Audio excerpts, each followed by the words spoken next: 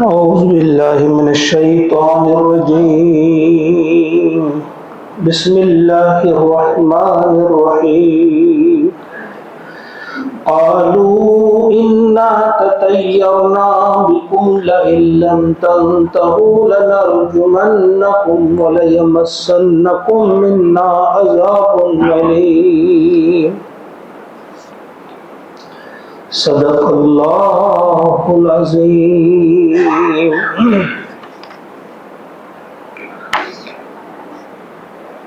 سورہ یاسین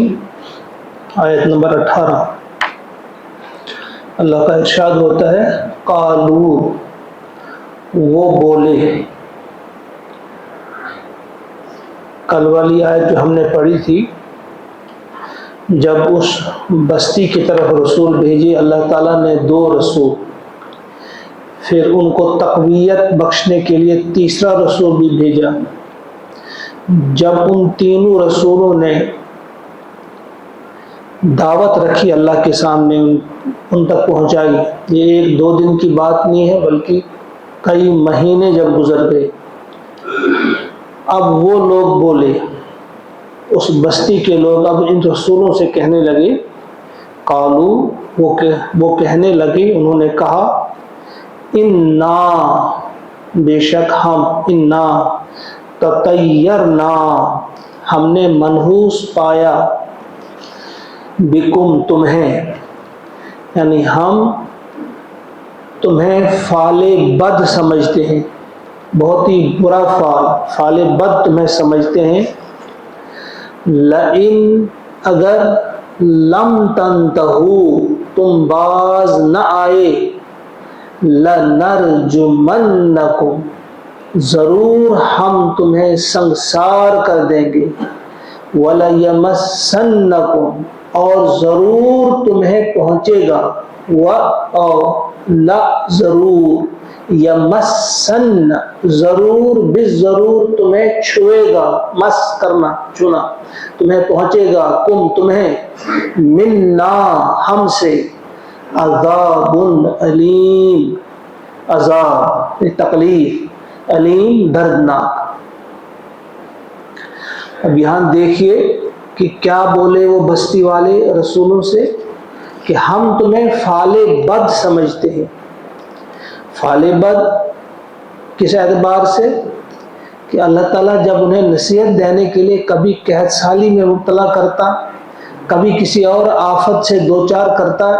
وہ اس لیے کرتا شاید انہیں کچھ سمجھ آ جائے، یہ عقل سے کام لیں اور یہ واپس آ جائیں اور رسولوں کی طرف اور رسولوں کی بات مان جائیں گے۔ لیکن وہ اسے الٹا سمجھنے لگے کہ جب سے تم نے یہاں یہ وعظ کا سلسلہ شروع کیا ہے، تب سے کبھی آفت آتی ہے، کبھی طوفان آتا ہے، کبھی قحط سالی آتی ہے، اس قسم کی چیزیں ہوتی ہیں، لہذا تم کیا کرو، لَإِن لَمْ تَنْتَهُوا، اگر تم باز نہ آئے، یعنی اگر تم یہ واعظ خوانی بند نہ کرو، اگر تم نے ہم کو نصیحت کرنا بند نہیں کیا، یہ باتیں کرنا بند نہیں کیا، ہمیں سمجھانا کبھی ایک طرح سے کبھی دوسری طرح سے، اگر تم لگے رہے اپنی اس واعظ خوانی میں، تو یاد رکھو، لَنَرْجُمَنَّكُمْ، ہم تمہیں سنگسار کر دیں گے۔ یعنی تم ہو کتنے آدمی؟ 3 آدمی ہو، ہم تمہیں کسی چوک میں جا کر باندھ دیں گے اور پھر پتھر مار مار کر تمہیں ہلاک کر دیں گے، لہذا یہ بند کر دو، یہ واعظ خوانی، یہ نصیحت کرنا ہمیں بند کر دو۔ لَنَرْجُمَنَّكُمْ وَلَيَمَسَّنَّكُمْ، اور ضرور بالضرور تم پھر ہم سے، تمہیں پہنچے گا، منا، ہماری طرف سے، عذاب علیم، دردناک قسم کا عذاب۔ یہ واقعہ سنایا جا رہا ہے حضور علیہ السلام کے ذریعے اس وقت کے جو مکہ کے وہ قریش تھے، انہیں سمجھایا جا رہا ہے۔ وہ بھی اسی قسم کی باتیں کرتے تھے کہ تمہاری وجہ سے بھائی بھائی میں جھگڑا ہو رہا ہے، میاں بیوی میں جھگڑا ہو رہا ہے، یہ آفتیں آ رہی ہیں، پریشانی آ رہی، تو کہا کہ نئی بات نہیں، تمہارے لیے نہیں، دیکھو پچھلی قوموں میں، اور اس واقعے کا تذکرہ کیا کہ اس طرح سے وہ آ گئے اور انہوں نے جب رسول نے ان تک بات پہنچائی تو وہ تیار ہو گئے، انہیں سنسار کرنے کے لیے بھی تیار ہو گئے، اور انہی کی بات نہیں بلکہ آپ دیکھیں گے ہم پہلے بھی ہم پڑھ چکے ہیں، سورہ اعراف میں ہم نے پڑھا تھا فَإِذَا جَاءَتْهُمُ الْحَسَنَةُ، موسیٰ علیہ السلام جب اپنی قوم کو سمجھا رہے تھے، ان کا تذکرہ کیا ہے سورہ اعراف کی آیت نمبر 131 میں اللہ تعالیٰ نے، کہ جب انہیں کوئی نیکی بھلائی پہنچتی، کوئی بھلائی انہیں پہنچتی، قَالُوا لَنَا هَٰذِهِ، وہ کہتے ہم اسی کے مستحق ہیں، یہ جو ہمیں کوئی خوشی ملی، کوئی بھلائی پہنچی، کوئی نفع کی بات پہنچی تو کہتے ہم تو اسی کے مستحق ہیں۔ وَإِن تُصِبْهُمْ سَيِّئَةٌ، اور جب انہیں کوئی برائی پہنچتی، جب ان پر کوئی برے دن آ جاتے، جب انہیں کوئی پریشانی آتی تو وہ کیا کہتے تھے؟ یَطَّیَّرُوا بِمُوسَىٰ، تو وہ کہتے ہیں کہ یہ فعل بد سمجھتے موسیٰ کی طرف، کہ موسیٰ علیہ السلام کی نحوست ہے، وَمَن مَّعَهُ، اور جو ان کے ساتھ ہے، وہ یہ موسیٰ اور ان کے ساتھی جو ہیں، یہ ان کی وجہ سے ہم پر یہ پریشانی ہے، جس طرح یہاں فعل بد یہ سمجھتے ہیں وہاں وہ سمجھتے تھے۔ اور اس کے بعد سورہ نمل میں بھی ہم نے پڑھا آیت نمبر 47 میں، قوم سمود جو تھی انہوں نے بھی اپنے پیغمبر، اپنے نبی حضرت صالح علیہ السلام سے یہی بات کی تھی، کیا کہا تھا؟ قَالُوا اطَّيَّرْنَا بِكَ، وہ بولے کہ ہم تو تمہیں فعل بد سمجھتے ہیں، ہم تمہیں منحوس سمجھتے ہیں، وَبِمَن مَّعَكَ، اور ان کو جو تمہارے یہ ساتھ ہیں، قال، تو کہا کس نے؟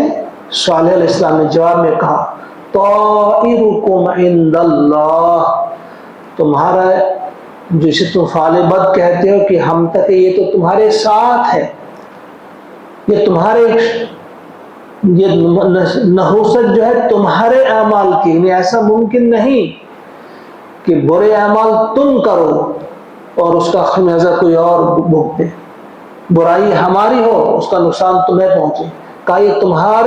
تمہارا فعل بد جو ہے تمہارے ساتھ ہے، یہ تمہاری گردن میں اللہ تعالیٰ نے رکھ دیا ہے، یا تم کسی اور کو دوش مت دو، اپنے آپ کو دوش دو، کسی اور کو مت کوسو، اپنے آپ کو کوسو، یہ تمہارا کیا دھرا ہے۔ تو یہاں اس بستی کے جو ہم نے کہا تھا اس وقت کہ کچھ مفسرین کا ماننا ہے کہ انطاکیہ کی بستی ہے اور وہاں وہ گئے تھے، اور لیکن صحیح تو ہم کہہ نہیں سکتے کون سی جگہ ہے یہ، لیکن جو بھی تھے اصل میں اللہ تبارک و تعالیٰ نے جب کسی بستی کا نام نہیں لیا،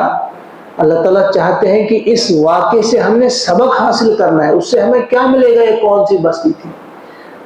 اصل بتائی گئی بات کی بات کیا تھی، رسولوں نے پیغام کس طرح سے پہنچایا اور لوگوں نے اس پیغام کا جواب کیسے دیا، کس بدبختی کے ساتھ، کس قسم کی گندی زبان استعمال کر کے انہوں نے کہا، کیا کہا کہ یہ جو ہم تمہیں سمجھتے ہیں فعل بد، ہم تمہیں منحوس سمجھتے ہیں، یہ تمہاری ہی نحوست ہے کہ کبھی ایک قسم کی پریشانی ہمیں آتی، کبھی دوسری قسم کی پریشانی آتی ہے۔ اب ان کے جواب میں بھی انہوں نے کیا کہا، ان تینوں نے کیا کہا، قالو، وہ بولے، انہوں نے کہا، رسولوں نے کہا وہی بات، طائرکم معکم، تمہاری نحوست تمہارے ساتھ ہے، تمہارا یہ فعل بد جو ہے تمہارے ساتھ ہے، ہماری وجہ سے نہیں، یہ تمہارا خود اپنا کیا دھرا ہے، یہ تمہاری نحوست ہے۔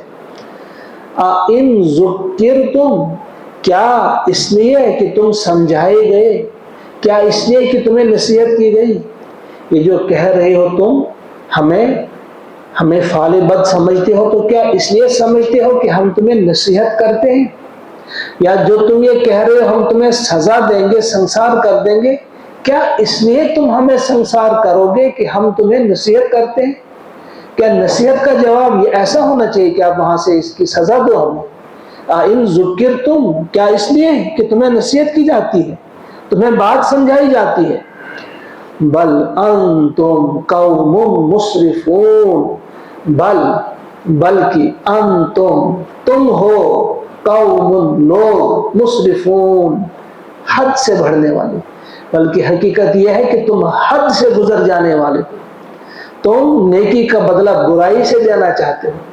ہم تمہارے خیر خواہ ہیں اور تم بدخواہی وہاں سے کرنا چاہتے ہو، تم بہت ہی زیادہ حد سے بڑھنے والے ہو۔ اب یہ بات ان کے درمیان ہو رہی تھی، اسی اسنا میں کیا ہوتا ہے، وَجَاءَ مِنْ أَقْصَى الْمَدِينَةِ وَجَاءَ اور آیا، من اقصى المدینہ مدینہ کے کنارے سے، دور پرلے سرے سے، من اقصى المدینہ رجل ایک شخص، یسعی دوڑتا ہوا آیا، قال کہا اس نے، یا قومی اے میری قوم، اے میری قوم کے لوگوں، اتبعوا تم اتباع کرو، پیروی کرو، مان جاؤ تم، المرسلین رسولوں کی بات، رسولوں کی پیروی کرو، رسولوں کی بات مان جاؤ۔ اب دیکھیے یہ شخص جو تھا کہ اگر وہ شہر کے لوگ، اس بستی کے لوگ ماننے کے لیے تیار نہیں ہوئے تو دور کنارے پر رہنے والا ایک شخص، عام طور پہ یہ دیکھا جاتا ہے کہ شہر کے لوگ جو ہے وہ اپنی ہی اس مستی میں اکثر رہتے ہیں، کبھی پیسے کے اس گمان میں، کبھی ایک چیز کے گمان میں، کبھی دوسرے میں، بہت کم اس طرف آتے ہیں۔ لیکن دور دیہات میں رہنے والے، جن کو اچھی کھلی فضا میسر ہوتی ہے، جنہیں وقت ملتا ہے تنہائی میں کچھ سوچنے کا، غور و فکر کرنے کا، وہ بھی ایک دور کنارے پہ رہنے والا شخص تھا۔ پورا نقشہ کھینچا، یہ سین ہمارے سامنے اللہ تعالیٰ نے کھینچا کہ وہ ایمان لا چکا تھا، وہ بات سمجھ چکا تھا، اور وہ اس طاق میں رہتا تھا کہ کہیں اگر ان کی بات، کبھی ان پر کوئی ظلم کرنے کی کوشش کرے، اس پر کوئی زیادتی کرنے کی کوشش کرے تو میں ان کی ہیلپ کروں۔ وہ دوڑتا ہوا آیا، وہ اسے کہیں بھنک لگی، کوئی خبر پہنچی کہ شاید رسولوں کے ساتھ بدتمیزی ہو رہی ہے، انہیں دھمکایا جا رہا ہے، انہیں سنسار کرنے کی دھمکی دی جا رہی ہے، وہ دوڑتا ہوا آیا، وہ دوڑتا ہوا آیا، اور شہر کے پرلے کنارے سے، دور والے سرے سے دوڑتا ہوا آیا، اور سمجھایا اس نے کہ اے میری قوم کے لوگوں، یعنی وہ اسی قوم کا رہنے والا تھا، وہ باہر کا نہیں تھا، وہ انہی میں کا تھا، آدمی ایک تھا، یا قومی اے میری قوم، اتبعوا المرسلین تم پیروی کرو رسولوں کی۔ اور مفسرین نے اس کا نام حبیب نجار بتایا ہے، حبیب نجار اس شخص کا نام تھا، لیکن کچھ نے پھر وہی اختلاف کیا کہ ہمیں جب معلوم ہی نہیں، کہ ہم کہہ ہی نہیں سکتے کہ فلاں بستی ہے، رسولوں کا نام ہمیں صحیح طور سے معلوم نہیں، جگہ کا معلوم نہیں، تو ہم کس طرح سے اعتبار کر سکتے ہیں اس روایت پر کہ حبیب نجار ہی تھی وہ؟ بہرحال اللہ بہتر جانتا ہے۔ تو حبیب نجار، یعنی اس کے بارے میں جو کہا جاتا ہے کہ وہی آیا اور اس نے کہا کہ تم اے میری قوم کے لوگوں، تم مانو، رسولوں کی بات مانو، اتبعوا مان جاؤ، تم اتباع کرو، پیروی کرو، ایسے لوگوں کی من لا یسألکم جو نہیں تم سے مانگتے اجرن کوئی اجر، وہم مہتدون اور وہ خود ہدایت یافتہ ہے۔ کسی بھی شخص کی جب تم نے اس کا خلوص دیکھنا ہوگا تو دو باتیں دیکھی جاتی ہیں، وہ رسولوں میں، پیغمبروں میں، تمام میں وہ تھیں، اور وہی بات انہوں نے گنائی کہ بھائی ان رسولوں کی بات تم کیوں نہیں مانو گے؟ یہ تم سے کوئی اجر نہیں مانگتے، ان کی کوئی خود غرضی نہیں، یہ تم سے پیسہ نہیں مانگتے، یہ تم سے اس کے بدلے میں کوئی ایسی چیز نہیں مانگتے، کہ کوئی زمین نہیں مانگتے، کوئی اناج نہیں مانگتے،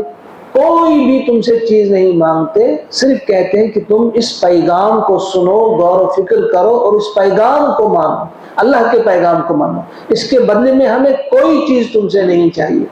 اور دوسری چیز وہم مہتدون کی قول اور فعل میں تضاد نہ ہو، کہ وہ جو بات کہہ رہے تھے وہ خود بھی اس پر عمل کر رہے تھے، اگر وہ اللہ کی بندگی کی دعوت دے رہے تھے وہ خود بھی اللہ کے بندے تھے، اگر وہ انہیں کہتے تھے بتوں کی پوجا مت کرو خود بھی نہیں کرتے تھے، اگر وہ کہتے تھے جھوٹ مت بولو خود بھی نہیں بولتے تھے، وہ جس چیز کی دعوت وہ اس قوم کو دے رہے تھے اس پر خود بھی وہ عمل پیرا تھے۔ تو کسی کے اخلاص کو اگر جانچنا ہو تو یہی دو چیزیں ہوتی ہیں، ایک کہ اس کے قول و فعل میں تضاد نہ ہو، وہ وہی بات کرتا ہو جس پر عمل پیرا بھی ہو، اور دوسری بات یہ کہ اسے کوئی خود غرضی نہ ہو،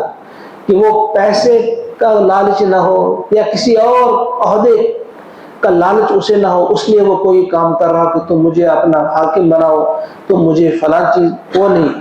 تو یہی دو باتیں انہوں نے کہی کہ دیکھو تم ان رسولوں کی بات مان جاؤ جو تم سے کوئی اجر طلب نہیں کرتے، کوئی مزدوری نہیں مانگتے، کوئی پیسہ نہیں مانگتے، کسی چیز کی کوئی تم سے یہ ڈیمانڈ نہیں رکھتے، اور ساتھ ہی وہ خود بھی ہدایت یافتہ ہے۔ تو یہ مکمل ہوئی آج ہمارا جو 22واں پارہ تھا یہ مکمل ہوا۔ انشاءاللہ کل 23واں پارہ شروع ہوگا وہ مالیہ سے۔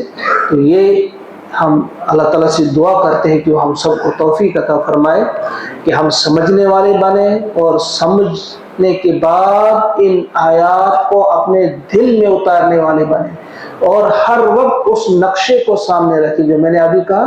جو پیغمبر بھی آیا، جو داعی بھی آیا، اس کی قوم نے ان کے ساتھ کیا سلوک کیا ہے، لیکن وہ پیغمبر، وہ رسول کبھی تھکے نہیں، اور انہیں اپنے اس کام کو کبھی بھلایا نہیں۔ ہماری اور آپ کی ذمہ داری ہے کہ ہم رسول کے نمائندے ہیں، اب کوئی رسول آنے والا نہیں ہے، اور اللہ تعالیٰ نے بتا دیا ہے کہ اب تم ہو، امت مسلمہ کی ذمہ داری ہے، اور رسول نے بھی بتا دیا ہے کہ اب تمہاری ذمہ داری ہے کہ میرا یہ پیغام تم نے پوری دنیائے انسانیت تک پہنچانا ہے۔ تو اس کے علم بردار آپ نے بننا ہے، دیکھنا ہے ہم یہ کام کر رہے ہیں کہ نہیں کر رہے ہیں۔ اگر کر رہے ہیں تو الحمدللہ، اگر نہیں کر رہے ہیں تو شروع کرنا ہے ابھی سے، اور شروع بھی کرنا ہے تو اپنے اندر یہ دو چیزیں لانی ہے کہ قول و فعل میں تضاد نہ ہو، اور کوئی خود غرضی نہ ہو، اس میں کسی قسم کی کوئی سیلفش نہ ہو، اور یہ سیلفشنس نہ ہو، اور ہم اس کام کو کرنے والے بنیں۔ اللہ تعالیٰ مجھے بھی اور آپ کو بھی توفیق عطا فرمائے۔ اللہم اجعل القرآن ربیع قلوبنا ونور ابصارنا وشفاء صدورنا وذهاب همومنا وغمومنا ربنا تقبل منا انك انت السميع العليم آمین ثم آمین۔ السلام علیکم ورحمۃ اللہ۔